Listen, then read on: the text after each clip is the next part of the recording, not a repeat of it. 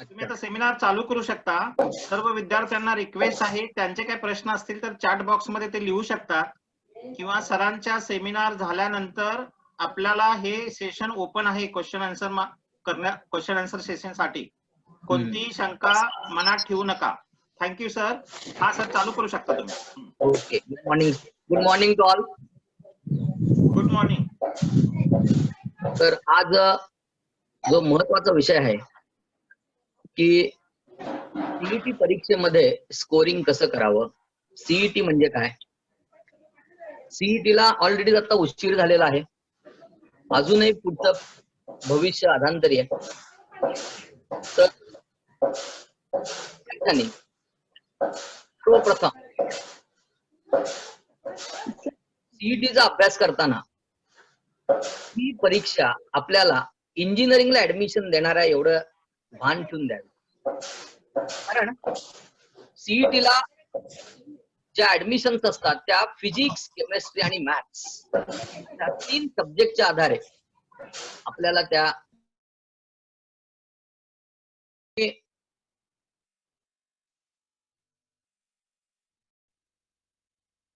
Hello sir. हा बोला sir, ऐकू येतंय. अच्छा. तर फिजिक्स, केमिस्ट्री आणि मॅथ्स अशा 3 सब्जेक्टच्या आधारे आपल्याला ऍडमिशन दिल्या जातात. CET he exam 200 मार्क्सचे 100 marks physics and chemistry including 50 questions each and time allotted is 90 minutes. 1 mark for each question. And for mathematics 50 questions, 2 marks each, 100 marks with 90 minutes. CET चा सगळ्यात मोठा turning point हा मॅथ्सचे scoring आहे. त्याचं कारण इंजिनिअरिंगला जी तुमची rank लागते ती पूर्णतः मॅथ्सच्या स्कोरिंगवर अवलंबून असते. फॉर एक्झाम्पल समजा 2 विद्यार्थ्यांना सारखे मार्क्स पडले आणि एकाला मॅथ्सला 90 आहेत आणि दुसऱ्याला 84 आहेत. तर ज्याची मार्क्स 90 आहेत त्या मुलाची रँक ही निश्चित वर धरली जाते आणि दुसऱ्या मुलाची रँक थोडीशी खाली जाते. त्यामुळे विद्यार्थ्यांनी अभ्यास करताना तिन्हीवर फोकस करा, पण जास्त स्कोरिंग हे मॅथ्स मध्ये व्हावं ही अपेक्षा. आता सीईटीला 11वीचे काही टॉपिक्स, 12वीचे काही टॉपिक्स असं मिळून हा सिलेबस आपल्याकडे आहे. सीईटी मध्ये केमिस्ट्री, आता सुरुवातीला मी थोडं केमिस्ट्री बद्दल बोलतो. केमिस्ट्रीला 11वीचे 10 क्वेश्चन्स येतात, 11th स्टँडर्ड ओरिएंटेड क्वेश्चन्स. राहिलेले 40 क्वेश्चन्स हे 12th स्टँडर्डचे आहेत. त्यामुळं आपल्याला अभ्यास करत असताना 11th आणि 12th दोन्हीवर फोकस करणे हे गरजेचं आहे. हाच क्रायटेरिया फिजिक्सच्या बाबतीत आहे. Sir 10 questions from 11th standard. हिंदीची रिक्वेस्ट आली बरं का. Remaining 40 questions from 12th standard. Same criteria for maths. 20% marks means 10 questions from 11th standard and remaining 40 questions from 12th standard. हा पॅटर्न सीईटीचा आहे. सीईटीला सगळ्यात महत्वाचं जे टेक्निक आहे speed with accuracy and time management. कारण हे टेक्निक तुम्ही पहिल्यांदा आत्मसात करावं एवढी माझी सर्व विद्यार्थ्यांना कळकळीची विनंती. आता हे सगळं करत असताना आपल्याकडे लिमिटेड टाइम आहे. अजूनही सीईटीचं भवितव्य अधांतरी असल्यामुळं मी विद्यार्थ्यांना असं सजेशन देईन की त्यांनी ऑनलाईन स्टडी केला तर जास्त चांगलं होईल. त्यासाठी स्टुडमॉन्क म्हणून एक चांगलं ऍप आहे. स्टुडमॉन्क ज्यांना पाहिजे असेल त्यांनी नाव लिहून घ्या. या ऍपचा मोठा ऍडव्हान्टेज काय आहे, हे app IIT, CET, JEE main, advance ह्यामध्ये हे चांगलं काम करते आणि फ्री आहे. त्यामुळे तुम्ही सर्व विद्यार्थी हे व्यवस्थित ऍप वापरू शकता. ह्याच्यामध्ये लेवल 1, लेवल 2, लेवल 3 असे क्वेश्चन्स दिलेले आहेत. त्यामुळं सुरुवातीला आपण लेवल 1 पासून जर गेलो तर हळूहळू लेवल 3 पर्यंत आपण पोहोचू शकतो. म्हणजे काय होतं, आपण नेमकं कुठं आहोत, आपल्याला काय तयारी करायला पाहिजे, आणि सगळ्यात महत्वाचं सेल्फ जजमेंट, की माझ्याकडून ही तयारी कमी पडतेय, माझे हे टॉपिक्स वीक आहेत, मला ह्या टॉपिकची गरज आहे. हे सगळं तुम्हाला हे ऍप वापर. हा ठीक आहे, मी ऍपचं नाव सांगतो. त्या app तुम्ही हॅलो सर, हा ऍपचं ऍप तुम्ही सांगितलं त्याचं हो. नाव मुलांना हवं आहे, स्पेलिंग सकट नाव सांगा, लिहून घेत आहेत ते ऍप. चालेल. स्टुडमॉन्क, STUDMONK, स्टुडमॉन्क.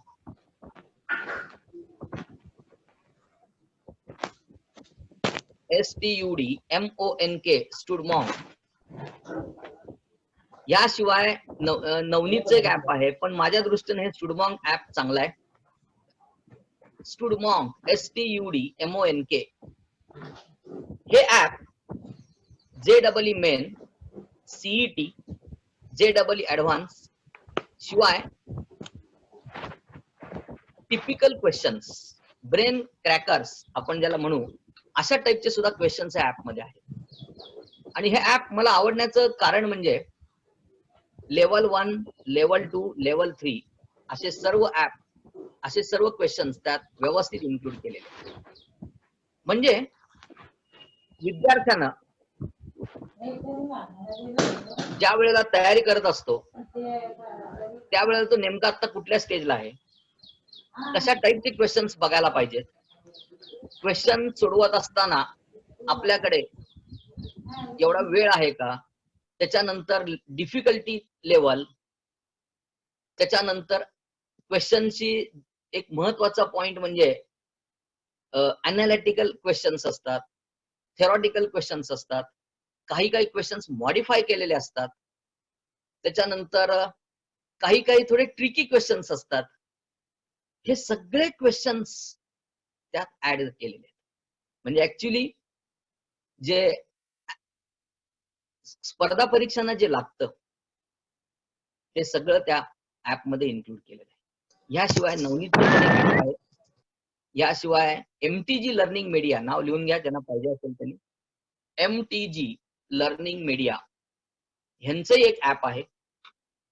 आणि हे ऍप जर स्टुडंट्सनी वापरलं तर आपल्याला निश्चित ह्या परीक्षांचा, ह्या परीक्षा क्रॅक करायला फायदा होईल. आता ह्या परीक्षा क्रॅक करत असताना मगाशीच मी सांगितलं, speed with accuracy with proper thinking, हे ह्याचं बेसिक मर्म आहे. आता ह्याच्यामध्ये तुम्ही अभ्यास करत असताना पहिल्यांदा आपण केमिस्ट्री पासून सुरुवात करूया. Physics, chemistry, maths.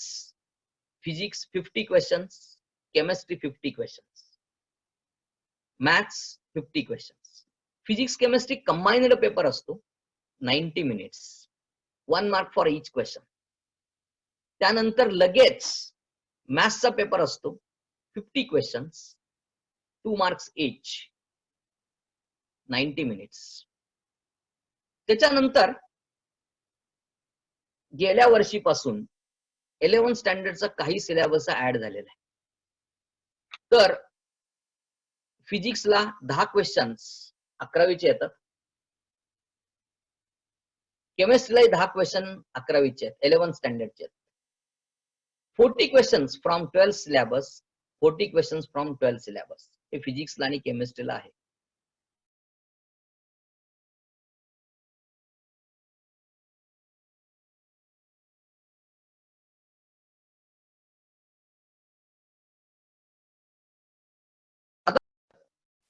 MTG learning मीडियाचं chapter wise plus topic wise हे पुस्तक खूप चांगलं आहे. हे पुस्तक CET, JEE किंवा इतर राज्यांच्या एंट्रन्सला निश्चित फायद्याचं ठरू शकतं. त्यानंतर GRB म्हणून एक पुस्तक आहे, GRB, ज्यांना नावं पाहिजे असतील त्यांनी लिहून घ्या. केमिस्ट्रीचं one of the best book. त्याच्यानंतर आपली जी लोकल बुक्स आहेत, नवनीत, नावं लिहून घ्या विद्यार्थी मित्र. टार्गेट, विद्याभारती, मार्वल, ही 4 मधली कुठलीही 2 पुस्तकं पूर्ण सोडवायची. आणि पूर्ण सोडवल्यानंतर तुम्हाला निश्चितच कॉन्फिडन्स वाढेल. पहिल्यांदा स्टेट लेवलची पुस्तकं सोडवा आणि नंतर तुम्ही नॅशनल लेवलच्या बुक्सना जावा. जी आता मी सांगितली GRB, MTG, Pearson is also one of the best book. म्हणजे काय होईल, स्टेप बाय स्टेप आपलं इम्प्रुव्हमेंट होईल. आणि अलीकडच्या काळात या 2-3 वर्षामध्ये मी ऑब्झर्व करतोय, सीईटीचा दर्जा हा 20% JEE मेन कडे थोडासा झुकलेला आहे. जवळपास एक जनरल रीडिंग तुम्हाला सांगतो सर्व विद्यार्थी मित्र, 60% पोर्शन हा टेक्स्टबुक मधला आहे तसं येतो. 20% थोडासा टफ लेवलला येतो. थोडासा म्हणजे other than book you have to modify, you have to transform, you have to analyse, अशा टाईपचे क्वेश्चन्स हे 20% मध्ये येतात. आणि राहिलेले जे 20% आहेत ते JEE मेन ऍडव्हान्स या लेवलचे क्वेश्चन्स आहेत. त्यामुळं अलीकडच्या काळामध्ये सीईटीला स्कोरिंग करणं थोडंसं अवघड झालेलं आहे. कारण विद्यार्थ्यांचा प्रॉपर वे न स्टडी नसतो. विचार करतात. इंटेलिजन्सचे बरेच फॅक्टर्स आहेत. ते बरेचसे फॅक्टर्स तुम्हाला इथं वापरावे लागतात कमीत कमी वेळेमध्ये. तर फॅक्टर आहे, आता पहिला जो फॅक्टर आहे सीईटी क्रॅक करण्याचा, मी तर तुम्हाला पहिल्यांदा मी आधी सीईटी कशी क्रॅक करायची हे तर टेक्निक सांगतो, मग आपण प्रॉपर सिलेबस कडे जाऊया. सीईटी क्रॅक करण्यासाठी सलग 3 तासाचा 19+90 असं तुमच्याकडे 3 तासाचा अलॉटेड टाइम असतो. या अलॉटेड टाइम मध्ये विद्यार्थ्यांनी पहिले 90 मिनिट्स हे फिजिक्स केमिस्ट्री साठी असतात. त्याच्यामध्ये मी विद्यार्थ्यांना सल्ला देईन की दोन्ही कंबाइनेड स्कोरिंग असतं हे लक्षात ठेवा. त्यानंतर एक थोडा पॉज असतो आणि लगेच मॅथ्स चालू होतो. तर सर्वप्रथम विद्यार्थ्यांनी केमिस्ट्री सिलेबस हा केमिस्ट्री सोडवायला घ्यावा आणि केमिस्ट्री 30 मिनिट्स मध्ये झालंच पाहिजे. म्हणजे आपल्याला काय होतं, फिजिक्सचा जो पार्ट आहे, फिजिक्सचा पार्ट हा थोडा न्यूमरिक बेस्ड असतो, कन्सेप्च्युअल असतो, फॉर्म्युला मॉडिफिकेशन असतं, फॉर्म्युला ट्रान्सफॉर्मेशन असतं, अनालिटिकल ॲबिलिटी जास्त वापरावी लागते फिजिक्स मध्ये. त्यासाठी आपल्याला राहिलेला 1 तासाचा वेळ मिळून जातो. म्हणजे सगळ्यात महत्वाचा जो फॅक्टर आहे तो टाइम मॅनेजमेंट. त्यामुळं विद्यार्थ्यांनी सर्वप्रथम केमिस्ट्री सोडवायचं. केमिस्ट्री 30 मिनिट्स मध्ये झालंच पाहिजे. गडबड करायची नाही, तरी सुद्धा शांतपणे तुम्ही व्यवस्थित सोडवू शकता. तेवढा पेशन्स आणि कॉन्फिडन्स जर असेल तर. आणि फिजिक्सचा जो अभ्यास आहे तो मी नंतर थोड्या वेळानं सांगणारच आहे, जशी मी टॉपिक वाईज डिस्कस करेन त्यावेळेला. पण फिजिक्सला सर्व विद्यार्थ्यांनी न्यूमरिकल वर जास्त भर द्यावा. आता कुठल्या कुठल्या टॉपिक्सना विद्यार्थ्यांनी थेरॉटिकल, न्यूमरिकल, कन्सेप्च्युअल हा भर द्यायचा हे मी सांगणारच आहे. पण जास्त भर हा फिजिक्सला न्यूमरिकल वर द्या. त्याचं कारण ऑलमोस्ट सगळे क्वेश्चन्स हे न्यूमरिकल बेस्ड असतात. आणि न्यूमरिक बेस्ड असल्यामुळं तुम्हाला हे क्वेश्चन्स कमीत कमी वेळेत सोडवायला पाहिजेत. आणि फिजिक्स मधला विद्यार्थ्यांना अवघड जाणारा पॉइंट थोडं फॉर्म्युल्याचं मॉडिफिकेशन, कन्सेप्टचं ऍप्लिकेशन, ह्या गोष्टी विद्यार्थ्यांच्या लवकर लक्षात येतात. त्यामुळं विद्यार्थ्यांनी ह्या गोष्टी सुद्धा आत्मसात करायचा प्रयत्न करा.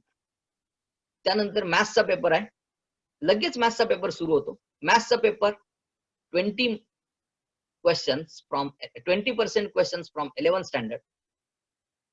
10 क्वेश्चन्स असतात, 2 मार्क्स असतात. आणि राहिलेले 40 क्वेश्चन्स हे आपल्याला 12 स्टँडर्डचे असतात. तर ह्याच्यामध्ये सुद्धा अभ्यास करत असताना आता फिजिक्सला बुक्स कुठली कुठली वापरायची. आता मी पहिल्यांदा बुक्स कुठली वापरायची हे सगळं सांगतोय. केमिस्ट्रीची सांगून झाली. फिजिक्स साठी बघा, सीईटी लेवलला मार्वल, टार्गेट, नवनीत, विद्याभारती ही 4 स्टँडर्ड बुक्स मानली जातात. आणि ह्यातली कुठलीही 2 बुक्स थरो तुम्ही सोडवा. म्हणजे काय होईल, विद्यार्थ्यांना सीईटी सोपी जाईल आणि नंतर तुम्हाला त्यातलं स्कोरिंग चांगलं होऊन जाईल. हा झाला स्टेट लेवलचा अभ्यास. थोडस वरच्या लेवलला जर तुम्ही गेलात तर वरच्या लेवलला म्हणजे मी तुम्हाला मगाशीच सांगितलं की 20% JEE मेन ऍडव्हान्स सीईटीला अलीकडच्या 2-3 वर्षात यायला लागलेले आहेत क्वेश्चन्स. त्यासाठी तुम्ही फिजिक्सला DC Pandey, one of the best book, Aryan प्रकाशनची पुस्तकं आहेत, MTG लर्निंग मीडियाची पुस्तकं आहेत. DC पांडेचे 2 व्हॉल्युम्स आहेत आणि हे JEE मेन साठी आहेत. DC पांडेंचे 5 व्हॉल्युम्स आहेत, हे JEE ऍडव्हान्स साठी. त्यामुळे तुम्ही अभ्यास करत असताना हायर लेवलला जर गेलात तर ह्या 2 पुस्तकांचा थरो अभ्यास करा. आणि ह्याच्याहून जर अवघड सिरीज फिजिक्सला पाहिजे असेल तर एक येरडाव सिरीज म्हणून आहे, रशियन ऑथर आहे. तर ही सिरीज सध्या सॉल्व मिळते. HC Verma is also one of the best book. म्हणजे असं म्हणतात की त्यांनी HC वर्मा सोडवलं त्यांना JEE मेन ऍडव्हान्स आरामात क्रॅक करता येतं. आणि विशेष सांगायचं म्हणजे ही सर्व बुक्स सोल्युशन फॉर्म मध्ये आहेत, क्वेश्चन आन्सर फॉर्म मध्ये आहेत. त्यामुळं आपल्याला ह्याचा निश्चित ऍडव्हान्टेज घेता येईल. म्हणजे तुम्ही अभ्यास करत असताना स्टेप बाय स्टेप पहिल्यांदा स्टेट बोर्ड, नंतर सीईटी बुक्स आणि नंतर मी जी मेन आणि ऍडव्हान्स लेवलची बुक्स सांगितली त्या बुक्स मधून तुम्ही अभ्यास करू शकता. आता मॅथ्सच्या बाबतीत जर बोलायचं झालं तर मॅथ्सला स्टेट लेवलची जी बुक्स आहेत, टार्गेट प्रकाशन, नवनीत प्रकाशन, विद्याभारती, मार्वल ही खूप चांगली पुस्तकं आहेत. यातली तुम्ही कुठलीही 2 पुस्तकं थरो सोडवा म्हणजे तुम्हाला सीईटीची 70-80% तयारी व्यवस्थित होऊन जाईल. त्यानंतर राहिलेले जे 20% आहेत हे तुम्हाला थोडे JEE मेन ऍडव्हान्सची बुक्स वापरूनच सोडावे लागतील. तर JEE मेन आणि ऍडव्हान्सच्या बुक्स बद्दल जर बोलायचं झालं तर मॅथ्सला MTG प्रकाशनची पुस्तकं चांगली आहेत. पियर्सन चांगलं आहे, टाटा मॅग्रू पुस्तकं चांगलं आहे, अमित अगरवाल यांचं अरिहंत प्रकाशन हे पुस्तक चांगलं आहे, प्रफुल्ल अगरवाल अरिहंत प्रकाशन हेही पुस्तक चांगलं आहे. त्याच्यानंतर Cengage series, one of the best series for ever in maths as well as physics as well as chemistry. त्यामुळे तुम्ही सिंगेस सिरीज सुद्धा थरो सोडवू शकता. म्हणजे काय होईल, राहिलेला जो 20%चा जो पार्ट आहे की जो मोठा टर्निंग पॉइंट असतो तो तुम्हाला या पुस्तकातून कव्हर करता येईल. म्हणजे मी परत एकदा सांगतो, 60% syllabus from text oriented physics, chemistry, maths. Me approximate 60% असं सांगतोय, कदाचित तो 55 होऊ शकेल, 65 होऊ शकेल. त्याच्यानंतर तुम्ही 20% ह्या महाराष्ट्र सीईटी जी बुक्स सांगितली त्यातून कव्हर झाला आणि राहिलेला 20% हा नॅशनल लेवलच्या बुक्स मधून कव्हर करू शकतो. आता हे सगळं करत असताना आपल्याला सगळ्यात महत्वाचं वेळेचं नियोजन, time management. Time is the scarcest resource unless it is managed, otherwise nothing can be managed. विद्यार्थी मित्र हो, सीईटीचा पेपर हातात पडल्या पडल्या तुम्ही पेपर हा विदिन 10 मिनिट्स, आता समजा मॅथ्स आणि फिजिक्स तुम्ही पहिल्यांदा सोडवताय, तो पहिला तोच पेपर असतो, विदिन 10 मिनिट्स फास्ट रीडिंग पाहिजे, रॅपिड रीडिंग पाहिजे.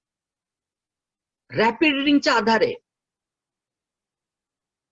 जे क्वेश्चन तुम्हाला फर्म माहिती आहेत, विचार करायला लागत नाही, आन्सर माहिती आहेत, स्टँडर्ड कन्सेप्ट माहिती आहेत, स्टँडर्ड डायमेन्शन्स माहिती आहेत, स्टँडर्ड रिॲक्टंट माहिती आहे, स्टँडर्ड कॅटॅलिस्ट माहिती आहे, तर ते क्वेश्चन्स ताबडतोब पहिल्या 10 मिनिटांमध्ये व्यवस्थित तुम्ही सोडवायचेच.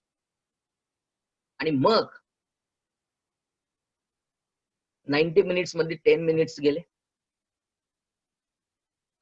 राहिले आता 80 मिनिट्स. 80 मिनिट्स मध्ये जवळपास 20 to 25 मिनिट्स सर्व विद्यार्थ्यांनी कमी लेंथचे क्वेश्चन्स, कमी विचार करण्यासारखे क्वेश्चन्स, कमी कॅल्क्युलेशनचे क्वेश्चन्स, हे क्वेश्चन्स त्यांनी सोडवावे आणि ते लगेच मार्क करावे. मी विद्यार्थ्यांना सजेशन देतोय, त्यांनी लगेच का मार्क करायचं. माझा आतापर्यंतचा अनुभव असा आहे 28 वर्षातला. काही हुशार मुलं गडबडीमध्ये, पूर्वीच्या काळी मुलं काय करायची, पेपर ज्या वेळेला यायचा त्यावेळेला ऑफलाईन एक्झाम होती, त्यावेळेला मुलं शेवटी गोल करू असं म्हणायचे. आता सुद्धा ऑनलाईन एक्झामला असंच म्हणतात, त्याचं उत्तर आपण इथं नोट करून ठेवू आणि शेवटी आपण शेवटच्या 10 मिनिटात आपण ते आन्सर मार्क करू. पण विद्यार्थी मित्र, ही रिस्क कधीही घेऊ नका, हे घातक आहे. कारण शेवटच्या 15 मिनिटात तुमचा टेम्पो पूर्णतः, मानसिक स्थिती ही पूर्णतः वेगळ्या फेज मध्ये गेलेली असते, जेणेकरून क्वेश्चन सोडवायचा का मार्क करायचं असं तुम्ही डायलेमा मध्ये जाण्याची जास्त शक्यता असते. त्यामुळं क्वेश्चन माहिती आहे लगेच मार्क करा, क्वेश्चन माहिती आहे लगेच मार्क करा, ही सिस्टीमच फॉलो करा. हे माझ्या अनुभवाचे बोल आहेत आणि ह्या सिस्टीमच्या आधारेच आमच्या स्कॉलर अकॅडमीचे स्टुडंट्स महाराष्ट्रामध्ये पहिल्या रँकनी, 6व्या रँकनी, पहिल्या 10 मध्ये, पहिल्या 100 मध्ये चमकलेले आहेत. त्यामुळे हे टेक्निक तुम्ही जरूर फॉलो करा. आता शेवटचे जे 20 मिनिटांमध्ये कमी लेंथचे क्वेश्चन सोडवले, त्याच्यानंतर राहिलेला जो टाइम स्पॅन आहे, राहिलेल्या टाइम स्पॅन मध्ये सर्व स्टुडंट्सनी ज्यांचे जे टॉपिक स्ट्रॉंग असतील त्यानुसार सिलेक्शन करा.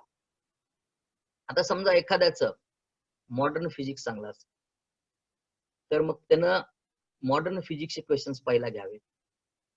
एखाद्याचं थर्मोडायनामिक्स चांगला असेल त्याने मग थर्मोडायनामिक्सचे क्वेश्चन्स घ्यावेत आणि मग हळूहळू ज्याच्यावर ग्रीप आहे ते पूर्णतः सोडवत मग ज्याच्यावर ग्रीप नाही आहे ते शेवटी सोडवायचा प्रयत्न करावा. आणि एक सगळ्यात महत्वाचं, सीईटीला निगेटिव्ह मार्किंग सिस्टीम नाही. त्यामुळं तुम्ही एखादा क्वेश्चन येत नसला सोडून देऊ नका, थोडं जजमेंट वापरलं तरी चालू शकतं. कारण निगेटिव्ह सिस्टीम नसल्यामुळं बऱ्याचशा गोष्टी विद्यार्थ्यांच्या फेवर मध्ये जाण्याची शक्यता असते. विद्यार्थी काहीतरी त्या इन्स्टंटला लॉजिक लावतात, लॉजिक लावलं की थोड्याफार गोष्टी फेवर मध्ये जातात. हे लक्षात ठेवा. कारण शेवटची 15 ते 15 मिनिटं ही तुमच्या करिअरच्या दृष्टीनं सीईटीची फार महत्वाची असते. म्हणून मी तुम्हाला स्टेप बाय स्टेप आपली मेंटल पोझिशन कशी असावी याबद्दल मी थोडं सांगणार आहे आणि नंतर मग प्रॉपर सिलेबस कडे मी येणार आहे. आता मेंटल पोझिशनचा जर विचार केला, अजून 12वीचे विद्यार्थी तसे थोडे इमॅच्युअर्ड आहेत, अजून त्यांना आयुष्यामध्ये भरपूर परीक्षा द्यायच्या. त्यातली ही सर्वप्रथम पहिलीच परीक्षा आहे की जी तुमच्या आयुष्याचं टर्निंग पॉइंट ठरणार आहे. आयुष्यात तुम्ही कोण होणार आहात या प्रश्नाचं उत्तर सीईटीचे मार्क्स देणार आहे. त्यामुळं ही आयुष्यातली पहिलीच परीक्षा आहे, त्यामुळं घाबरून जाऊ नका, कॉन्फिडेंटली फेस करा. तर विद्यार्थी मित्र हो, सीईटीच्या साठी सगळ्यात महत्वाचा जो फॅक्टर आहे तो प्रेझेन्स ऑफ माइंड आणि sharpness of memory. You must use memory recall technique. आता प्रेझेन्स ऑफ माइंड म्हणल्यावर नेमकं काय मनात विचार येतो? बऱ्याचशा गोष्टी अशा असतात की त्या आपल्याला स्पॉन्टेनियस डिसिजन घेता येत. तर हे थोडं स्वतःला तुम्ही डेव्हलप करा. आणि लक्षात ठेवा, हे काय एका दिवसात 2 दिवसात असं होणार नाही. एक आठवडा, 2 आठवडे, महिनाभर जर प्रॅक्टिस केली, तुमचं तुम्ही डेव्हलप करू शकता. Presence of mind. म्हणजे तुम्ही क्विज टाइम हा विषय बघितला असेल. क्विज टाइमला काय असतं, एखादा क्वेश्चन विचारतो. बऱ्याच जणांनी कौन बनेगा करोडपती बघितला असेल, तिथेही 4 ऑप्शन्स असतात. त्या ऑप्शन मध्ये तुम्हाला असं टाइम पुढे पुढे जात असतो आणि तुम्ही विचार करत असता आणि तिथं तुम्ही उत्तर सांगता. काय तिथं लाईफलाईन हा प्रकार असल्यामुळे थोडं सोपं जातं. सीईटी ला कुठलीही लाईफलाईन नाही. CET itself is a lifeline. तर सगळ्यात महत्वाचं, तुम्ही स्पॉन्टॅनियसली रिॲक्ट झालं पाहिजे. आणि मेमरी इतकी शार्प पाहिजे की तुम्हाला पटापट पटापट सगळ्या गोष्टी यायला पाहिजे. म्हणजे आपण असं म्हणू की तुमचे ब्रेन न्यूरॉन्स जेवढे ऍक्टिव्हेट होत तेवढे ऍक्टिव्हेट झालेच पाहिजे. मग ह्याच्यासाठी सगळ्यात महत्वाचं, तुम्ही रोजच्या रोज झोप व्यवस्थित पाहिजे, रोजच्या रोज व्यायाम व्यवस्थित केला पाहिजे आणि ठराविक एक 5 ते 6 तासाच्या फेज मध्ये फास्ट रिॲक्ट करता यायला पाहिजे आणि स्वतःला मोल्ड करता यायला पाहिजे ह्या फेज मध्ये. सगळ्यात महत्वाचं सांगतो, सीईटी जी परीक्षा असती, समजा तुम्हाला टाइम अलॉटेड दुपारी 2 ते 5 आला, तर काय वाटेल ते झालं तरी ह्या वेळेत तुम्ही फ्रेशच पाहिजे. मी हे का सांगतोय मुद्दामून, अनुभवाचे बोल आहेत म्हणून सांगतो. विद्यार्थी खूप अभ्यास करतो, रात्री 2-2 वाजेपर्यंत जागतो, 1-1, 2-2 वाजेपर्यंत जागून अभ्यास करतात आणि निवांत सकाळी 9-10 वाजता उठतात. परत दिवसभर उन्हामुळे काय त्यांना जमत नाही आणि दुपारी मुलं थोडी कंटाळा करतात. दुपारी एवढं फ्रेश नसतं वातावरण. पण आपल्याला तसं चालणार नाही बाळांनो. आपल्याला आहे त्या परिस्थितीला तोंड दिलंच पाहिजे, तरच आपल्याला पुढची करिअर करणे सोपं जाणार. म्हणजे सगळ्यात महत्वाचं ज्या गोष्टी आहेत त्या सर्व गोष्टी म्हणजे जेवढे तुमचे ब्रेन न्यूरॉन्स ऍक्टिव्हेट करता येतील तेवढे ऍक्टिव्हेट करा. आणि लक्षात ठेवा, सायन्स सांगतं वय वर्ष 18 ते वय वर्ष 25 जे काय तुम्ही ग्रास्प करता ते सगळं तुम्ही तुमच्या ब्रेन मध्ये व्यवस्थित स्टोअर करू शकता आणि व्यवस्थित डिस्प्ले करू शकता. त्यामुळं आत्तापासूनच क्विज टाइम किंवा असे थोडे फास्ट डिसिजनचे जे क्वेश्चन्स असतात, असे थोडे ऍक्टिव्हिटीज मध्ये थोडासा भाग घेत जावा. ह्याचा फायदा तुम्हाला सीईटी ला निश्चित होईल. आता हे झालं सीईटी परीक्षे संदर्भातलं टाइम मॅनेजमेंटचं टेक्निक. आता त्याच्यानंतर सीईटी साठी जी तयारी करायला लागते ती आता फिजिक्स, केमिस्ट्री आणि मॅथ्स ह्यापासून आपण आता सुरुवात करूया. सर्वप्रथम मी केमिस्ट्री बोलतो. केमिस्ट्रीला 11वीचे 10 क्वेश्चन्स असतात आणि कुठले कुठले बेसिक टॉपिक्स आहेत ते टॉपिकची नावं सांगतो. ज्यांना पाहिजे असेल त्यांनी लिहून घ्या. Basic concepts in chemistry, states of matter, redox reaction, surface chemistry, nature of chemical bonding, hydrogen आणि एस ब्लॉक. हे सगळे क्वेश्चन्स 11 स्टँडर्डचे असतात. आता तुम्ही म्हणाल की यातला सगळ्यात महत्वाचा टॉपिक कुठला, हाय वेटेज टॉपिक कुठला? लक्षात ठेवा, एक तरी कमीत कमी क्वेश्चन प्रत्येक टॉपिकवर सेट होतो. त्यामुळे तुम्हाला सर्वप्रथम सर्व टॉपिक्स करावेच लागतात. स्टेट बोर्डला एखादा टॉपिक ऑप्शन टाकला तरी चालू शकतो. ऑप्शन मध्ये ऑप्शन कुठेतरी ऍडजस्ट होतं. इथं ऑप्शन हा प्रकार नाहीये. त्यामुळं सर्व टॉपिक थरो करायचे. केमिस्ट्रीचं पुस्तक बऱ्याच वेळा विद्यार्थ्यांनी वाचा. अजूनही तुमच्याकडे भरपूर वेळ आहे. बर, टॉपिक परत सांगतो. मला आता एक रिक्वेस्ट आली. Some basic concepts in chemistry, ज्यांना पाहिजे असेल त्यांनी लिहून घ्या. सगळ्यांनीच लिहून घ्या, better way. Basic concepts in chemistry, states of matter,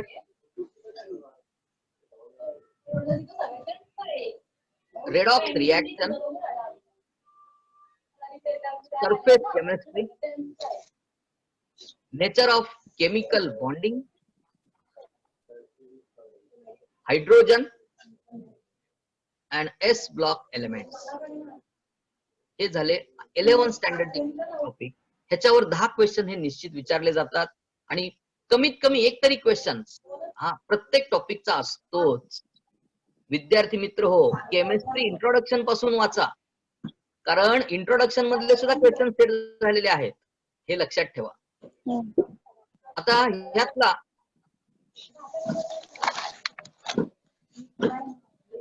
ह्यातला redox reaction हा एक टॉपिक चांगला करा, म्हणजे तुम्हाला 2-3 क्वेश्चन तरी याच्यात कव्हर होऊन जातील. रेडॉक्स रिएक्शन, केमिकल बॉन्डिंग आणि हायड्रोजन, एक 2 क्वेश्चन तरी याच्यातले कव्हर होतील.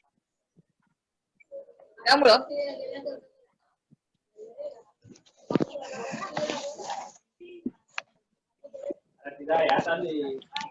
जरा थोडासा आवाजाला मला डिस्टर्ब होतोय, थोडस साऊंड म्यूट करा सर्व स्टुडंट्स, माझी रिक्वेस्ट आहे. त्याच्यानंतर 12 स्टँडर्डचे जे पोर्शन्स आहेत केमिस्ट्रीचे, 12 स्टँडर्ड मध्ये सॉलिड स्टेट, त्यानंतर solutions of colligative properties, thermodynamics, chemistry, ह्या टॉपिक वरची न्यूमरिकल्स चांगली करा, कारण ह्या टॉपिक वर जास्त फोकस हा न्यूमरिकलला केलेला असतो. कन्सेप्च्युअल किंवा रिएक्शनचा पार्ट थोडासा कमी असतो. त्याच्यानंतर ऑर्गॅनिक केमिस्ट्री मध्ये सर्व टॉपिक्स कव्हर करणारे क्वेश्चन सेट होतात. एका टिपिकल टॉपिक पुरता क्वेश्चन सेट होत नाही, कारण ऑर्गॅनिक तुम्हालाही माहित आहे, या टॉपिकची पुढच्या टॉपिकला लिंक असते, त्याच्या पुढच्या टॉपिकची त्याच्या पुढच्या टॉपिक्सला लिंक असते. त्यामुळं सर्व टॉपिक्सची न्यूमरिकल ऑर्गॅनिकला जे रिएक्शन्स असतात त्या सर्व टॉपिक्स कव्हर करणारे रिएक्शन्स, त्याच्यामध्ये कॅटॅलिस्ट, नंतर रिएक्शन मेकॅनिझम, नंतर कंपाऊंड रिएक्शन्स, ह्याचा स्टडी थरो करा. त्यामुळे ऑर्गॅनिक केमिस्ट्रीला एक 20 ते 22 क्वेश्चन तरी निश्चित सेट होतात. त्यानंतर इनऑर्गॅनिक केमिस्ट्रीसाठी आपल्याकडे coordination of compounds, P block, D block, त्यानंतर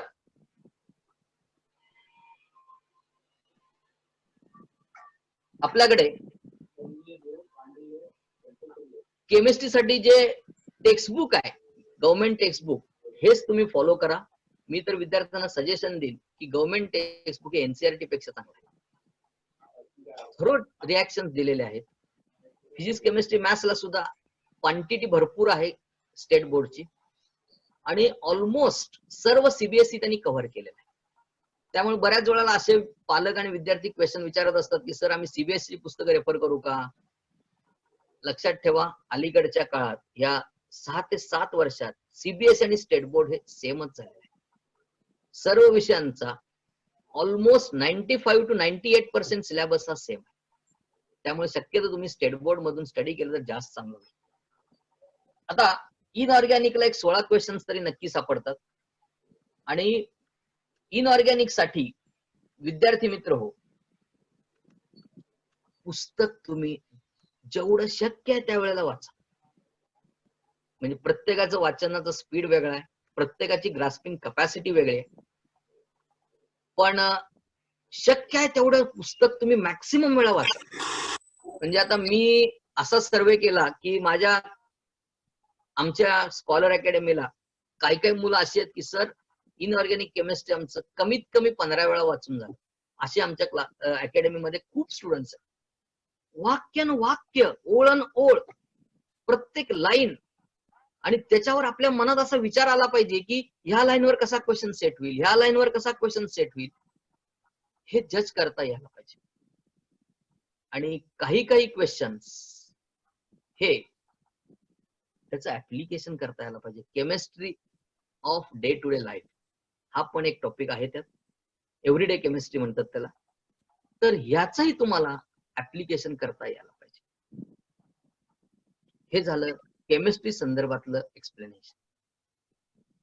त्यामुळं सर, हॅलो सर, हा इनऑर्गॅनिक केमिस्ट्रीचे टॉपिक रिपीट करू शकताय का? मुलांची सांगू रिक्वेस्ट आहे. शकतो. सांगतो. हा हा. इनऑर्गॅनिक मध्ये कोऑर्डिनेशन ऑफ कंपाऊंड्स, त्याच्यानंतर P block and D block elements,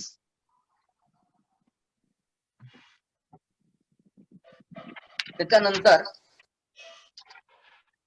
मोल कन्सेप्ट,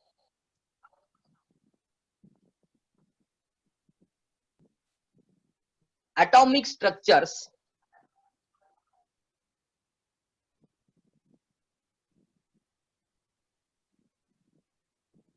chemical kinematics,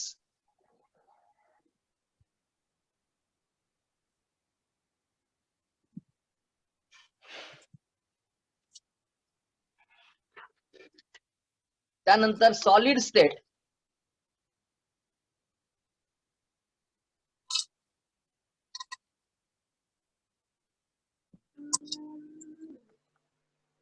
आणि एव्हरीडे केमिस्ट्री.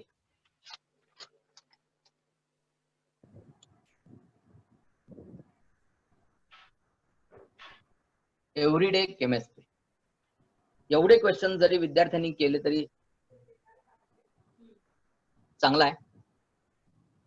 आता न्यूमरिक साठी मगाशीच मी टॉपिकची नावं सांगितली. इलेक्ट्रोकेमिस्ट्री आहे, थर्मोडायनामिक्स आहे, सॉलिड स्टेट आहे, त्याच्यानंतर गॅसेस लॉ आहेत, आयोनिक इक्विलिब्रिया आहे. तर हे सर्व टॉपिक विद्यार्थ्यांनी न्यूमरिकल साठी चांगले करावे. म्हणजे काय होईल, थेरॉटिकल पार्ट, न्यूमरिकल पार्ट हेही आपल्याला व्यवस्थित करता येईल. त्यानंतर सरफेस केमिस्ट्री आहे. सरफेस केमिस्ट्री मध्ये न्यूमरिक विचारण्याचा चान्स फार कमी आहे. त्यामुळे तिथं थेरॉटिकल पार्ट जास्त विचारू शकतात. अशासाठी टेक्स्टबुक परत रिपीट करणं हे गरजेचं आहे. त्यामुळं विद्यार्थ्यांनी केमिस्ट्रीचं पुस्तक बऱ्याच वेळा वाचा. म्हणजे मी तर असं सजेस्ट करेन की कमीत कमी 10-15 वेळा तरी वाचून झालं पाहिजे. आणि आपल्या मनाशीच प्रश्न तयार करत जाऊ. आणि आपली प्रश्न मनातल्या मनात प्रश्न तयार झाले आणि त्याची उत्तरही शोधायचा प्रयत्न करा. त्याच्यानंतर त्याचं ऍप्लिकेशन कुठे आहे याचाही वेध घ्यायचा प्रयत्न करा. म्हणजे काय असतं, थोडस out of the box thinking करता यायला पाहिजे. म्हणजे आपल्याला केमिस्ट्रीमध्ये निश्चित चांगले मार्क्स मिळू शकतात. आता राहतात ते फिजिक्स. फिजिक्स मधले टॉपिक्स 11 स्टँडर्डचे 10 क्वेश्चन्स असतात. राहिलेले 40 क्वेश्चन्स हे 12 स्टँडर्डचे असतात. तर जे 11 स्टँडर्डचे जे टॉपिक्स आहेत त्याची नावं मी सर्वप्रथम सांगतो. 11 स्टँडर्ड मध्ये मेजरमेंट्स अँड डायमेन्शन्स ह्याच्यावरचा 2 क्वेश्चन तरी सीईटी आणि जेडब्ल्यू ला असतातच. Scalars and vectors,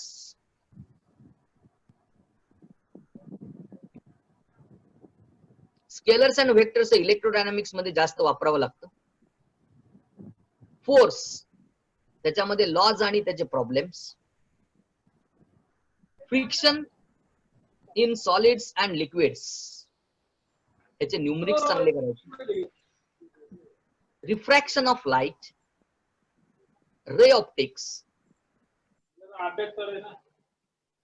magnetic effect of electric current, Faraday's law त्यात आहे, आणि मॅग्नेटिझम त्याच्यामध्ये properties of paramagnetic, diamagnetic and alignments. हे 11 स्टँडर्डचे टॉपिक्स आहेत. ह्याच्यावर प्रत्येक टॉपिकवर ठीक आहे, परत मी रिपीट करतो, मला रिक्वेस्ट आलेले आहेत. Measurement and dimensions 2 question JW ला सीईटी ला असतातच. स्केलर्स अँड व्हेक्टर्स इलेक्ट्रोडायनामिक्स मध्ये याचा जास्त उपयोग होतो. फोर्स, लॉज आणि ते सगळे प्रॉब्लेम्स तुम्हाला न्यूटन्स लॉ माहित आहे, फोर्स माहित आहे, फ्रिक्शन माहित आहे, त्याला रिलेटेड सर्व problems. Friction in solids and liquids, refraction of light, ray optics, magnetic effect of electric current, magnetism.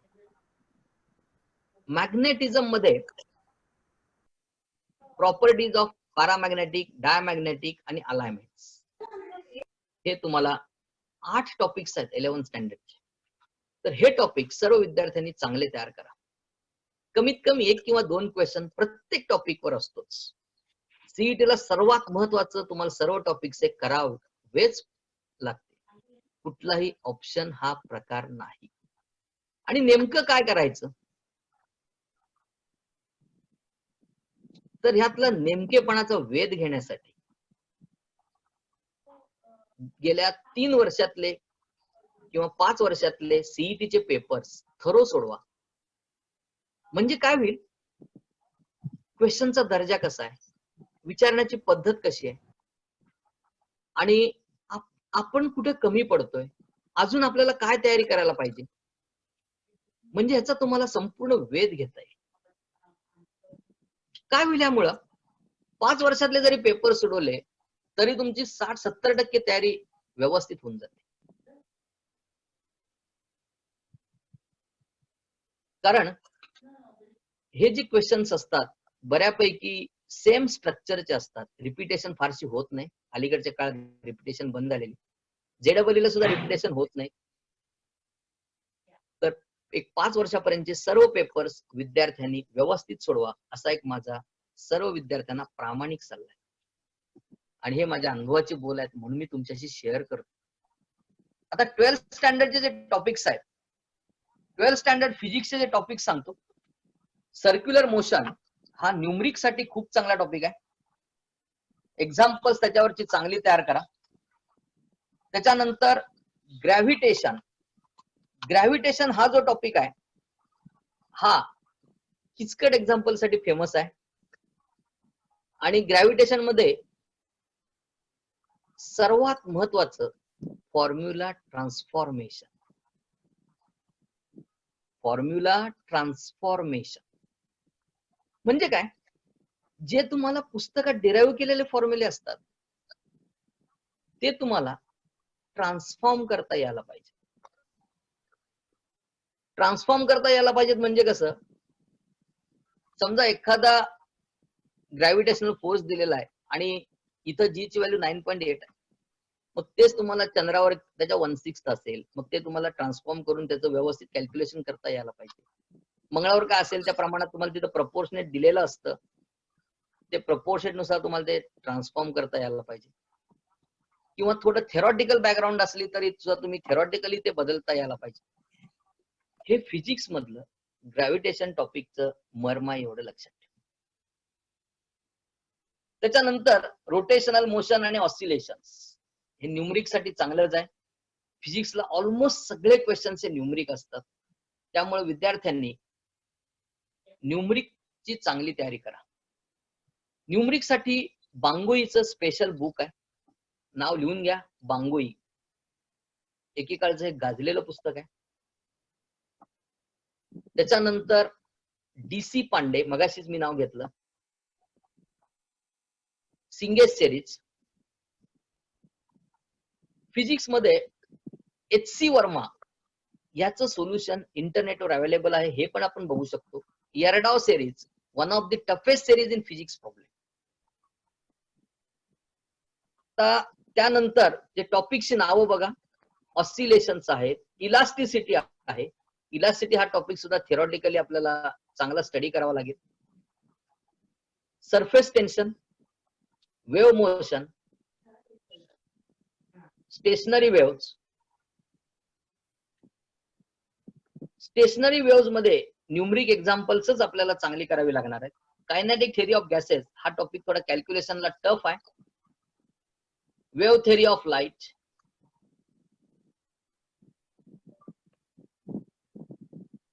Electrostatics and current electricity हे दोन अतिशय महत्वाचे टॉपिक्स आहेत की हे इंजिनिअरिंग मध्ये लागतातच. ह्याची न्यूमरिक्स चांगली तयार करून ठेवा.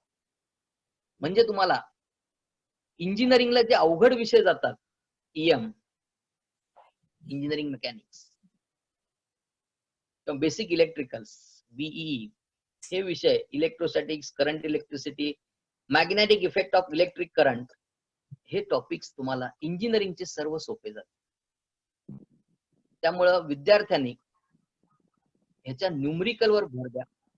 न्यूमरिकलवर भर दिल्यावर ऑटोमॅटिकली तुमच्या थेरॉटिकल कन्सेप्टच्या क्लिअर व्हाव्यात ही अपेक्षा आहे. कारण कन्सेप्च्युअल पार्ट हा एक 10% असतो फिजिक्सच्या पेपरला. ऑलमोस्ट 90% पार्ट हा न्यूमरिकल असतो. त्या 90% मध्ये सुद्धा लेवल 1 चे प्रॉब्लेम्स, लेवल 2 चे प्रॉब्लेम्स, लेवल 3 चे प्रॉब्लेम्स आणि विद्यार्थ्यांचा आयक्यू चेक करणारे प्रॉब्लेम्स, की जेणेकरून विद्यार्थ्याची अनालिटिकल ॲबिलिटी चेक करता येईल, विद्यार्थ्याचे डिसिजन पॉवर चेक करता येईल, विद्यार्थ्याचे लॉजिकल रिझनिंग कसं तयार केलेलं आहे हेही चेक करता येईल. अशा टाईपचे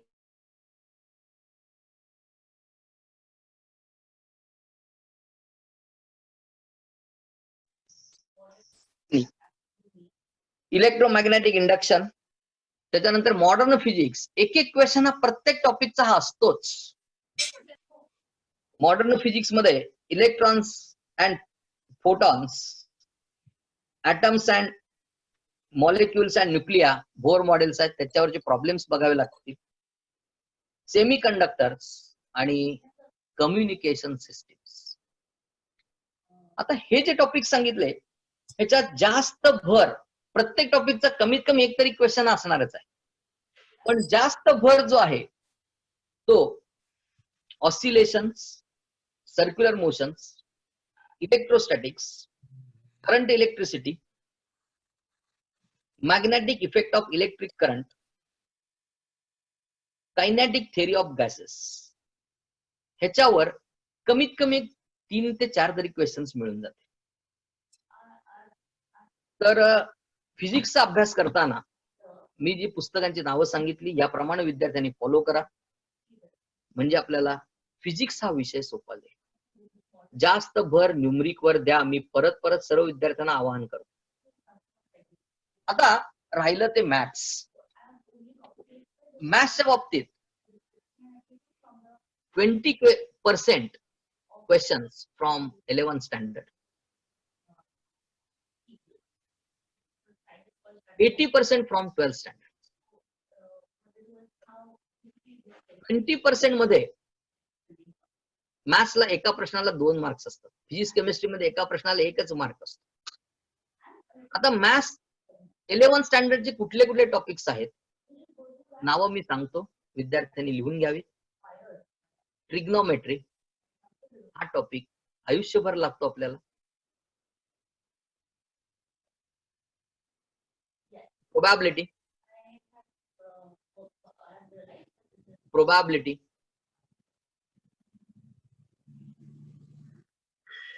sequences and series,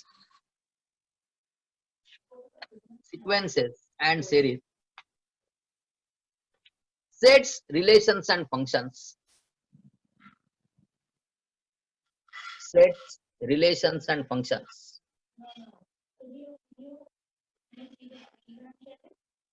coordinate geometry.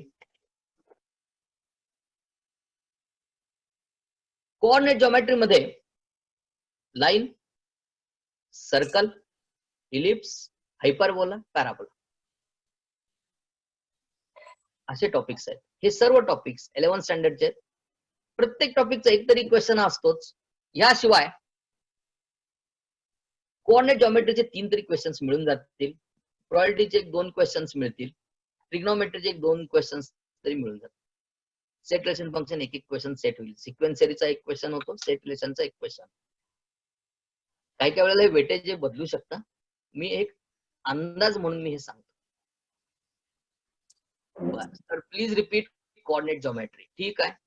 आता कोऑर्डिनेट जॉमेट्री मध्ये जास्त फोकस, कोऑर्डिनेट जॉमेट्री म्हणजे line, circle, ellipse, hyperbola, parabola.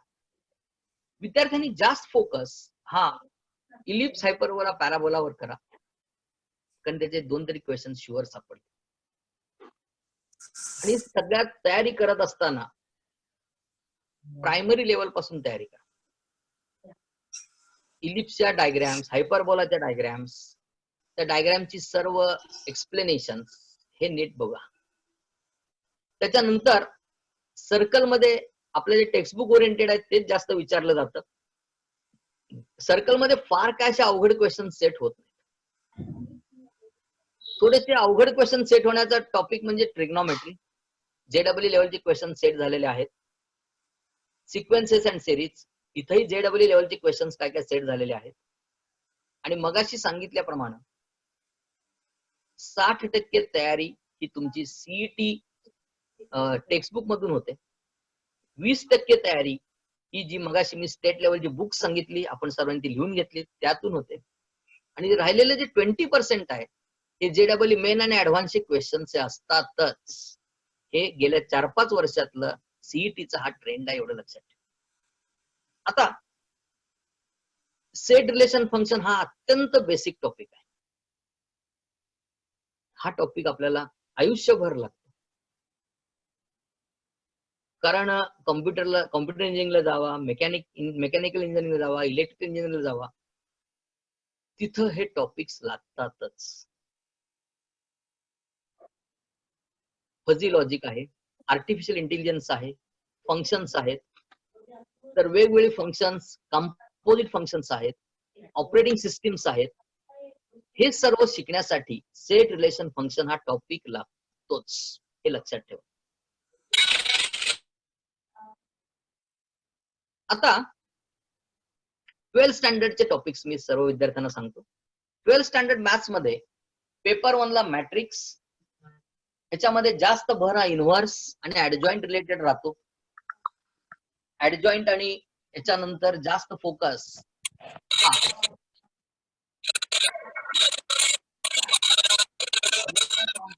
No sound please. Inverse function वर जास्त focus. No sound please, please. Inverse function वर चांगला फोकस करा. ऍडजॉइंट आणि determinant, A into adjoint of A equals to determinant of A into I. A into determinant of A into I हे तुम्ही बघू शकता. ह्याच्या रिलेटेड प्रॉब्लेम्स. लॉजिक,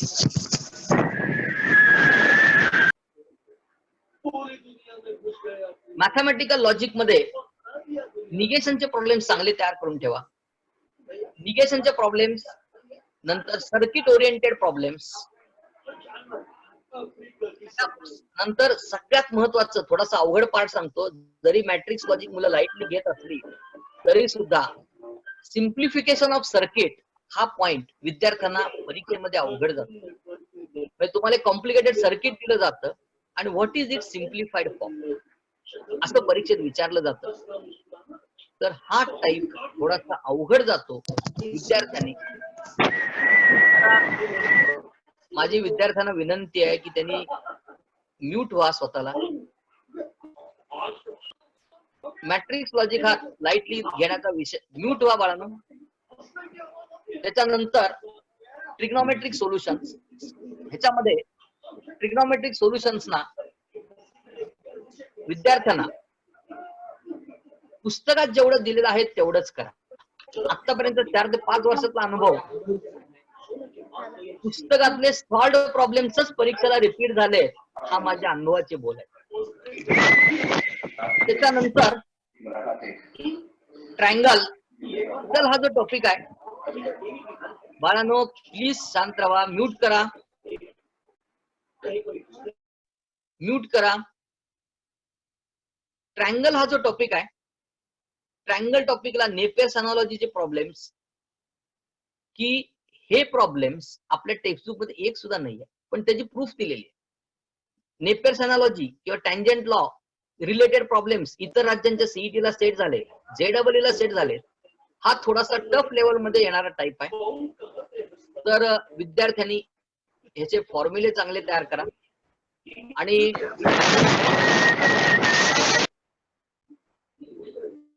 फॉर्म्युले चांगले तयार करा आणि नंतर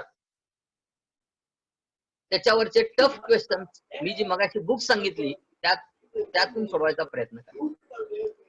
त्याच्यानंतर इनव्हर्स फंक्शन्स, ह्याच्यामध्ये एक प्रॉब्लेम हा इनव्हर्स फंक्शनचा असतो. विद्यार्थ्यांना मी सल्ला देईन की टेक्स्टबुक ओरिएंटेड इनव्हर्स फंक्शन फक्त करा.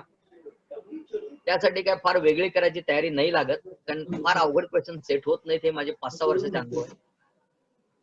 वेक्टर्स आणि लाईन अँड प्लेन. वेक्टर्सला सेक्शन रिलेटेड पझल्ड क्वेश्चन्स तयार होऊ शकतात. म्हणजे C divides A B in the ratio और B A in the ratio, असे पझल्ड क्वेश्चन तयार होऊ शकतात. वेक्टर्स मध्ये काही ऍडजस्टमेंट रिलेटेड प्रॉब्लेम्स आहेत, ते होऊ शकतात. मिड पॉइंट, काही स्टँडर्ड रिझल्ट्स आहेत. हे सर्व वेक्टर्स मध्ये तुम्हाला विचारलं जाईल. त्याच्यानंतर लाईन आणि प्लेन. आता लाईन आणि प्लेनचा जर विचार केला तर लाईन आणि प्लेन टेक्स्टबुक मध्ये जेवढं दिलेलं आहे त्यातलं कोऑर्डिनेटचा पार्ट चांगला तयार करून ठेवा, कारण व्हेक्टर टू व्हेक्टर सॉल्व्ह करणं थोडंसं अवघड पडतं. त्यामुळे मी विद्यार्थ्यांना असा सल्ला देतो दरवर्षी की व्हेक्टरचं कन्व्हर्जन कोऑर्डिनेट सिस्टीमला करा. कोऑर्डिनेट सिस्टीमच्या सर्व टेक्निक्स फॉलो करा. कोऑर्डिनेट सिस्टीमचे सर्व फॉर्म्युले वापरा आणि मग आन्सर काढा आणि मग त्याचं व्हेक्टर कन्व्हर्जन करा. हे सोपं पडतं टेक्निक. काय होतं, व्हेक्टर टू व्हेक्टर अननेसेसरी फॉर्म्युल्यांची लिस्ट वाढत राहते, त्यामुळं थोडंसं अवघड पडतं. आता व्हेक्टर टू व्हेक्टर मध्ये कोप्लॅनॅरिटीचे प्रॉब्लेम्स आहेत, लाईन मध्ये फूट ऑफ परपॅन्डिक्युलरचे प्रॉब्लेम्स आहेत, कोप्लॅनॅरिटी ऑफ स्ट्रेट लाईनचे प्रॉब्लेम्स आहेत. त्याच्यानंतर इंटरसेक्शन ऑफ 3D लाईन्स ह्याचे प्रॉब्लेम्स आहेत. त्याच्यानंतर सॉलिड जॉमेट्री मधले cos square alpha plus cos square beta plus cos square gamma equals to 1, याला रिलेटेड एक तरी क्वेश्चन दरवर्षी असतो. त्याच्यानंतर लाईन आणि प्लेन जेवढं टेक्स्टबुक मध्ये आहे तेवढं फॉलो करा. BRS आता LPP मध्ये ग्राफिक्स ओरिएंटेड प्रॉब्लेम सांगतो. No solution, unbounded solution, infinitely many solution, हा एक तरी क्वेश्चन LPP वरचा असतोच. विद्यार्थी मित्र हे लिहून घ्या points. No solution, infinitely many solution, unbounded solution, unique solution, ह्याला रिलेटेड एक तरी क्वेश्चन असतोच. कधी तुम्हाला ग्राफ देतील, ग्राफ काढायला सांगतील, पण याच्यावरचे एक किंवा दोन क्वेश्चन तरी सापडलेले आहेत. नंतर एक question, physical region is convex set, so what is convex set, हेही तुम्हाला परीक्षेत विचारलं जाईल. हे झालं सगळं पेपर 1चं. आता पेपर 2चं जर एक्सप्लेनेशन द्यायचं असेल, पेपर 2 साठी limit, derivative, integration, differential equation आणि probability distribution function. Of course limit, continuity मध्ये प्रायमरी लेवलचे क्वेश्चन सेट होतात. एल हॉस्पिटल रूल जिथे जिथे अप्लाय करता येतो असे क्वेश्चन सेट होतात, किंवा कंटिन्युटी ऑफ इंटरवलचे क्वेश्चन सेट होतात. हे थोडे विद्यार्थ्यांनी चांगले तयार करून ठेवा. थोडासा पेपर जर अवघड सेट झाला तर कंटिन्युटी आणि डिफरन्शिएलिटी यांचं रिलेशन, त्याला ओरिएंटेड क्वेश्चन्स असतात. अजून थोडंसं अवघड जायचं असेल तर differentiability of modulus function, differentiability of greatest integer, असे काय काय क्वेश्चन सेट होऊ शकतात. डेरिव्हेटिव्ह मध्ये तुम्हाला इनव्हर्स फंक्शनचे प्रॉब्लेम्स, ट्रिग्नोमेट्रिक सबट्युशनचे प्रॉब्लेम्स, इम्प्लिसिट फंक्शनचे शो दॅटचे सर्व प्रॉब्लेम्स आणि काही गोष्टी ऍप्लिकेशनच्या. आता ऍप्लिकेशन म्हणल्यावर मी जर असा एखादा क्वेश्चन तुम्हाला आता ओरली विचारतो, 2x² + 5xy + 7y² = 0, what is second order derivative, लगेच तुम्हाला आन्सर द्यायचा आहे. 2x² + 5xy + 7y² = 0, what is y2, y2 म्हणजे सेकंड ऑर्डर, d2y/dx². तुम्ही डेरिव्हेटिव्ह काढत बसणार, पण लक्षात ठेवा ज्यानं खरोखर अभ्यास केलेला असतो किंवा जो प्रॉपर लॉजिक वापरत असतो तो विद्यार्थी. ह्याला रिलेटेड थेरॉटिकल बॅकग्राऊंडचा फॉर्म्युला कुठला आहे? लक्षात ठेवा, तुम्ही पेअर ऑफ लाईन्स मध्ये शिकलाय ax square plus 2hxy plus by square equals to 0, then y2 equals to 0. Second order derivative 0 असतं. त्यामुळं तुम्हाला जर हा क्वेश्चन दिला डेरिव्हेटिव्ह काढत बसायचं नाही. ह्याला parallel question ax square plus 2hxy plus by square equals to 0. In this case d2y by dx square is 0. हे त्याचं उत्तर आहे. त्यामुळे डेरिव्हेटिव्ह न काढता सुद्धा प्रॉपर लॉजिकने तुम्ही सोडवू शकता. त्यानंतर डेरिव्हेटिव्ह मध्ये शो दॅटचे क्वेश्चन्स बघा आणि सगळ्यात महत्वाचं सेकंड ऑर्डर मध्ये शो दॅट शेवटी जे दिलेलं असतं ते शो दॅटचे रिझल्ट फक्त नोट करा. मी सांगणार आहे शेवटी, त्या पण मुद्द्याला येणार आहे. ते स्टँडर्ड रिझल्ट म्हणून तुम्ही ऍक्सेप्ट करा. त्याच्यानंतर इंटिग्रेशनला प्रायमरी लेवलला एक तरी टाईप हा राहतोच. त्यानंतर एक प्रॉब्लेम टी सबट्युशनला राहतोच. आणि सगळ्यात महत्वाचं नीट लक्ष द्या, integration e raised to x fx plus f dash x is equals to e raised to x into fx. ह्याच्यावरचा एक क्वेश्चन 100% फिक्स असतो, हे माझ्या अनुभवाचे बोल. त्याच्यानंतर इंटिग्रेशन मध्ये रेअरली पार्शियल फ्रॅक्शन विचारतात, रेअर केस मध्ये. त्यानंतर डेफिनेट इंटिग्रेशन, थोडासा टफ लेवलला पेपर जर सेट झाला तर definite integration as limit of sum ह्याचे क्वेश्चन सेट होतील. हे तुम्हाला टार्गेट प्रकाशन, नवनीत प्रकाशन मध्ये चांगले सॉल्व्ह करून दिलेले आहेत, तुम्ही बघू शकता. इंटिग्रेशन बाय पार्ट्सचे काय काय क्वेश्चन्स होतात, त्या बाय पार्ट्स मध्ये टी सबट्युशन जरा चांगलं तयार करून ठेवा. अगदी प्लेन असं विचारत नाहीत, प्लेन विचारण्याचा जमाना केव्हाच संपलेला आहे. डेफिनेट इंटिग्रेशन मध्ये जे प्रॉपर्टी ओरिएंटेड प्रॉब्लेम्स आहेत त्याच्यावर जास्त फोकस करा. आतापर्यंतचा अनुभव असा, प्रॉपर्टी मधले 2 तरी क्वेश्चन नक्की विचार. डेफिनेट इंटिग्रेशनच्या 5-6 प्रॉपर्टीज आहेत, त्यातले 2 तरी क्वेश्चन हे नक्की सेट होतात. त्याच्यानंतर application of definite integration, area आणि व्हॉल्युम्स. आपल्याकडे फक्त आता एरिया यावर्षी, व्हॉल्युम कट झालेला आहे. एरियाला टेक्स्टबुक मधले सर्व प्रॉब्लेम्स बघा, फार काय वरच्या लेवलची क्वेश्चन्स ह्या टॉपिक मध्ये सेट होत नाही. डिफरन्शियल इक्वेशन मध्ये फॉर्मेशन, नंतर ऑर्डर, डिग्री ह्याचा एक तरी क्वेश्चन असतोच. त्याच्यानंतर सोल्युशन ऑफ डिफरन्शियल इक्वेशन असतो. सोल्युशन मध्ये शक्यतो पर्टिक्युलर सोल्युशन विचारण्यावर जास्त भर असतो, मग ते होमोजेनियस असेल किंवा लिनियर डिफरन्शियल इक्वेशन असेल.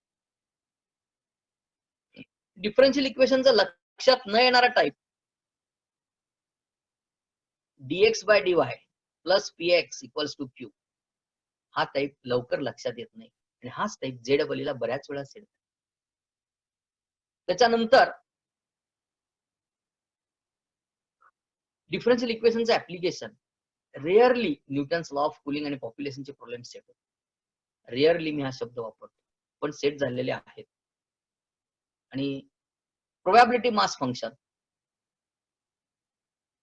Probability density function, expected value, variance ह्याला रिलेटेड 1 किंवा 2 क्वेश्चन तरी असतात.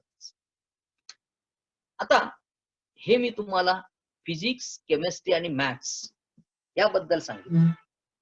आता परीक्षेला जाताना नेमकं काय करावं लागतं लक्षात ठेवा. प्रत्येक फिजिक्स, केमिस्ट्री, मॅथ्स प्रत्येक टॉपिकचे समराइज करा, समरी काढा, फॉर्म्युले काढा, डेफिनेशन्स लिहा. प्रत्येक टॉपिकची 2 ते 3 पानं तरी तुमच्याकडे हे असलीच पाहिजे. फिजिक्स, केमिस्ट्री आणि मॅथ्स, समरी, डेफिनेशन, फॉर्म्युले, इम्पॉर्टंट रिमार्क्स, हे प्रत्येक टॉपिकचं फ्रेम ऑफ स्ट्रक्चर तयार करा. अजूनही वेळ निघून गेलेली नाहीये, अजूनही तुम्ही कॉन्फिडेंटली सोडवू शकता. तर प्रत्येक टॉपिक समराइज करा. समराइज केल्यानंतर त्यातले स्टँडर्ड रिझल्ट नोट करा, त्यातली पझल्स नोट करा आणि मग परीक्षेला ज्या वेळेला तुम्ही परीक्षेच्या आदल्या दिवशी फक्त आणि फक्त तेवढंच फक्त बघायचं असतं. परीक्षेच्या आदल्या दिवशी तुम्ही सगळं पुस्तक वाचू शकत नाही. त्यामुळे शॉर्ट नोट्स ह्या स्वतःसाठी तयार करून ठेवा. हे स्वतःला घडवण्याचं टेक्निक आहे. आणि त्या नोट्स तयार झाल्या की मग तुम्ही तेवढ्याच नोट्स परीक्षेच्या आधी 1-2 दिवस फॉलो करू शकता. म्हणजे काय होईल ना की आपलं फिजिक्स, केमिस्ट्री, मॅथ्स एक फ्रेम ऑफ स्ट्रक्चर तयार झालं. त्याच्या आधी तुम्ही भरपूर अभ्यास केलेला आहे, भरपूर पुस्तकं सोडवलेली आहेत. आणि सगळ्यात महत्वाचं, परीक्षेच्या आधीचा 3 ते 4 तास हे फार क्रिटिकल आणि क्रुशियल असतात.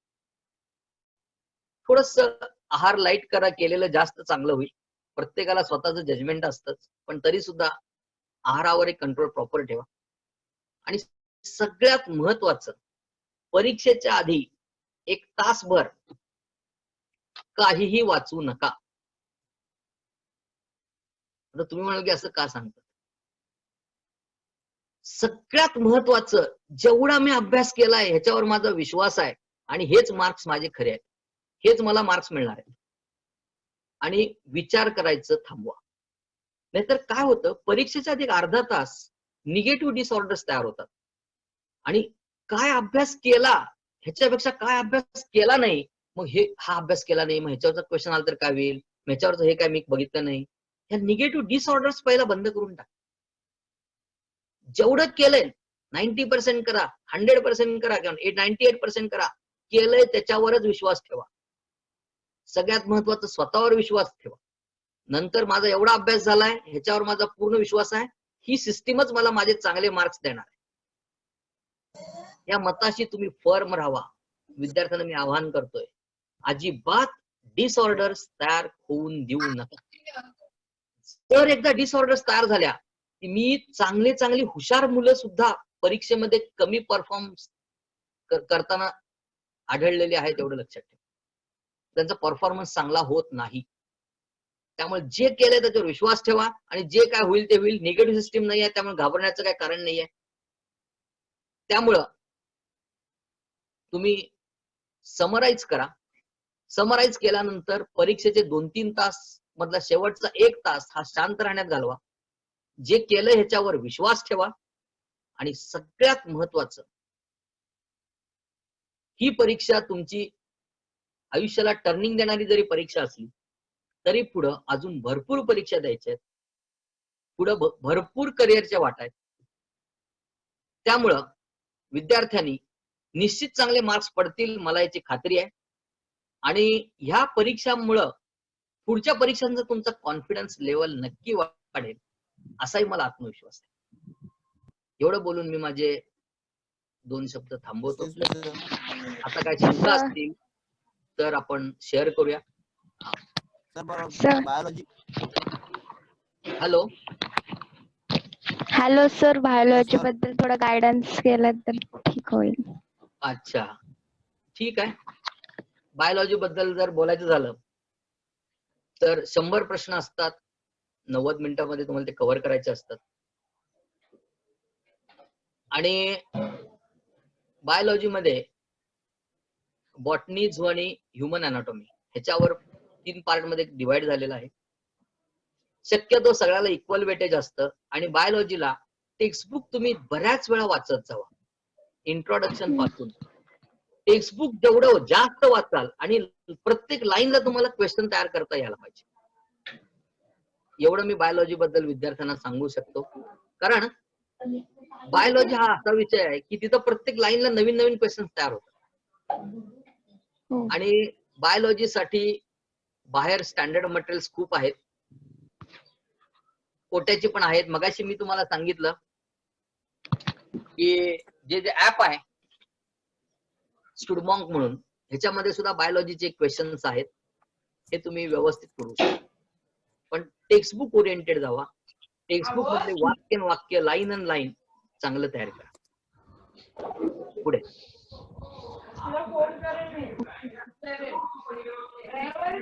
Yes, next question please. Sir, how to solve Kota material from JEE advance? चांगला क्वेश्चन आहे. आता ऍक्च्युली ह्याच्यामध्ये पीसीबी चा पार्ट जर असेल, नीट लक्ष द्या, तर पीसीबी साठी ॲलनचं मटेरियल हे फार चांगलं आहे. पीसीएम साठी रेझोनन्स आणि बन्सल ही दोन मटेरियल खूप चांगली. तर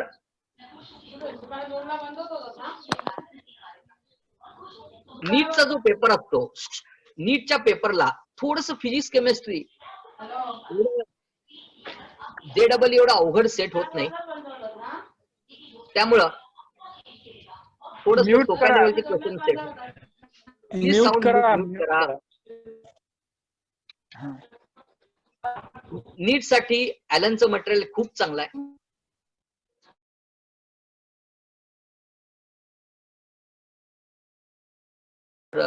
सिंगेज, त्याच्यानंतर बन्सल, करिअर पॉइंट ही मटेरियल्स खूप चांगली आहेत. पुढं सर आय एम, हा yes, next question. Time management day along the subject wise. हा, आता हा एक चांगला क्वेश्चन आहे की सर टाइम मॅनेजमेंट कशी असावी. तर विद्यार्थ्यांनी सगळ्यात महत्वाचं, ज्या वेळेत तुम्ही फ्रेश असतात तो टाइम क्वालिटी टाइम म्हणून कसा स्पेंड करता हे जज करा. समजा एक 5 ते 6 तास 100% तुमचं कॉन्सन्ट्रेशन आहे, तर थरो अभ्यास करा आणि ह्याच्यामध्ये प्रत्येक सब्जेक्टला किमान एक 1.5 तासाचा तरी टाइम स्पॅन द्या. तुम्ही अजूनही वेळ निघून गेलेली नाहीये, भरपूर तुम्हाला अजून वेळ आहे.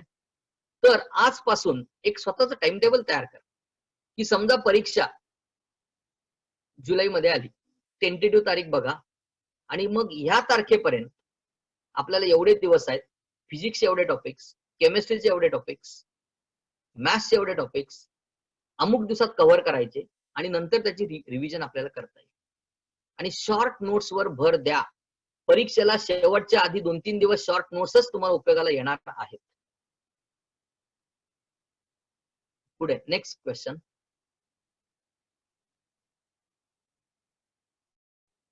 Which subject at which of day. आता विद्यार्थ्यांनी दिवसा अभ्यास करावा का रात्री अभ्यास करावा हे त्याचं जजमेंट आहे. म्हणून मी मगाशी म्हणलं की तुम्ही फ्रेश केव्हा असता, प्रेझेन्स ऑफ माइंड तुमचं व्यवस्थित केव्हा असतं, शार्प केव्हा असतं, हे प्रत्येकाचं जजमेंट हे वेगळं आहे. Every person has unique identity. त्यामुळं काय होतं, आपण आपल्या आयडेंटिटीशी किती लॉयल आहे ह्याच गोष्टी फक्त बघाव्या. Next question. Sir, how much marks are required to get good clear the Vishwaniketan through CET exam?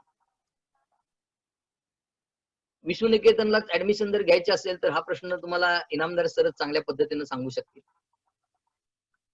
तुम्ही माझं लेक्चर झाल्यानंतर इनामदार सर आणि Patil sir, doctor Patil sir यांच्याशी तुम्ही डिस्कस करा, जेणेकरून तुम्हाला खूप चांगली तिथं माहिती मिळेल. आणि लक्षात ठेवा, भारतातली ही पहिली कन्सेप्ट आहे.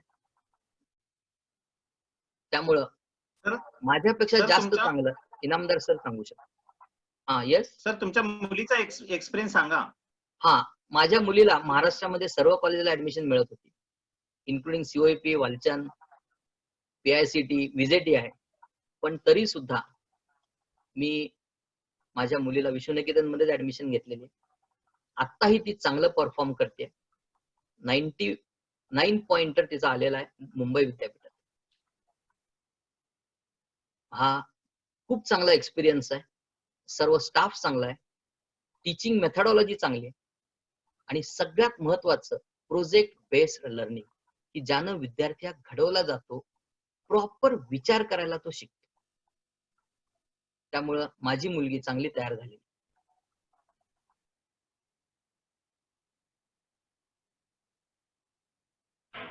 हा सर बोला. हा, आणि एक क्वेश्चन असा येतोय की NDA साठी काय तयारी करायची. हा, चांगला क्वेश्चन आलाय. हा. बेस्ट. ऍक्च्युली माझा फेवरेट क्वेश्चन आहे, हा माझा फेवरेट भाग आहे. एनडीएचे दरवर्षी आमच्याकडे 5 ते 6 मुलं तरी क्वालिफाय होतात.